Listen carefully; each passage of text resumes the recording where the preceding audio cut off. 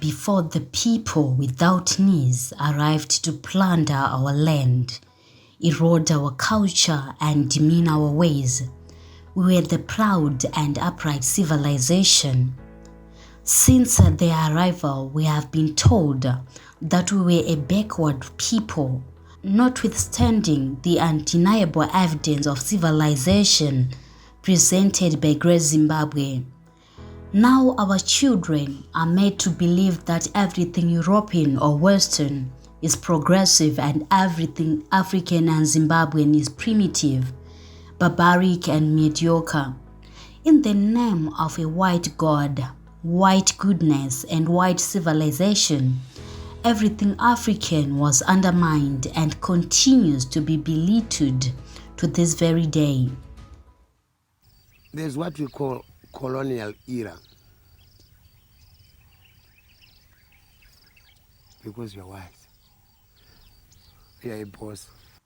Our political, judicial, religious, agronomic, cultural, and social systems have all been condemned and consigned to a dark past.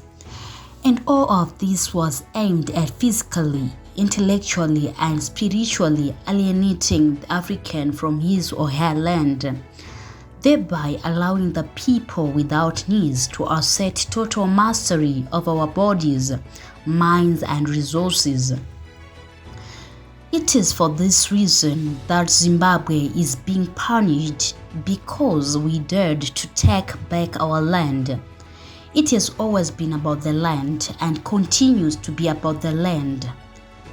Never mind what you're told about so-called human rights and governance issues. Zimbabwe's great crime, which has drawn the wrath of Western sanctions on its people, is the land.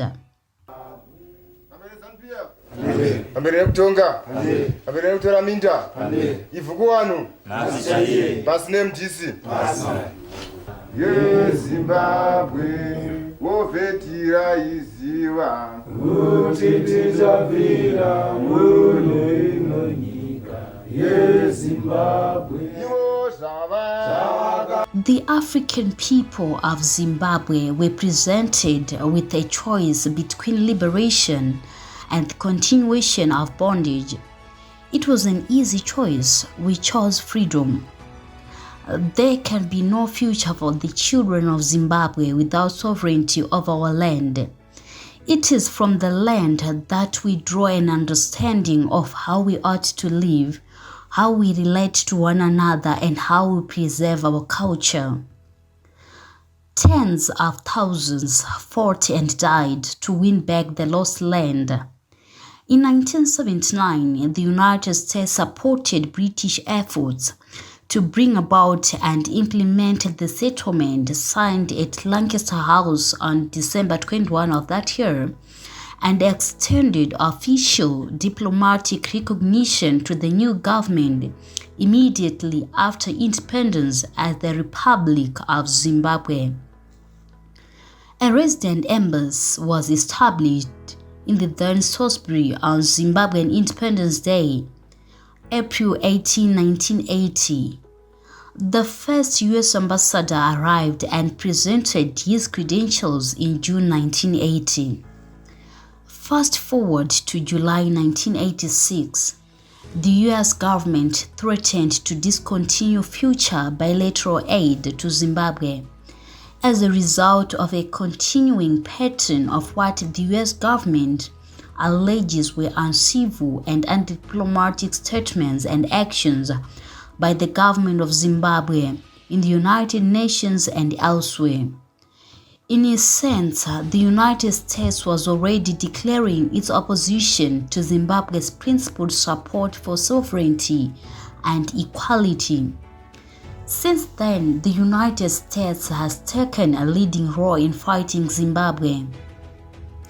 In 2002 and 2003, the United States imposed illegal unilateral sanctions on Zimbabwe outside of the United Nations system because the government had embarked on the fast-track land reform program. That program has to date seen more than 400,000 black families benefit from land once held just by 6,000 white farmers. The United States, as such, classifies Zimbabwe as an unusual and continuing threat to its foreign policy. In the words of one of the leading advocates for sanctions on our nation, Chester Crocker, this economic warfare should make the people of Zimbabwe turn against their government. That is why today, the Western-funded opposition has gained such a huge following from Zimbabweans whose livelihoods have been decimated by the economic warfare triggered by our principled stand on the land issue. The Second Republic, under the able leadership of President Emmerson Mnangagwa, has remained steadfast and refuses to bow to the illegal sanctions. Under the ZANU-PF government, Zimbabwe is being built brick by brick and stone upon stone, with no one and no place being left behind. Thankfully, the people of Africa appreciate that Zimbabwe as the victim of economic warfare. The Southern African Development Community, SADC, is taking a leading role in standing with Zimbabwe's just cause and has declared October 25 of each year as Anti-Sanctions Day.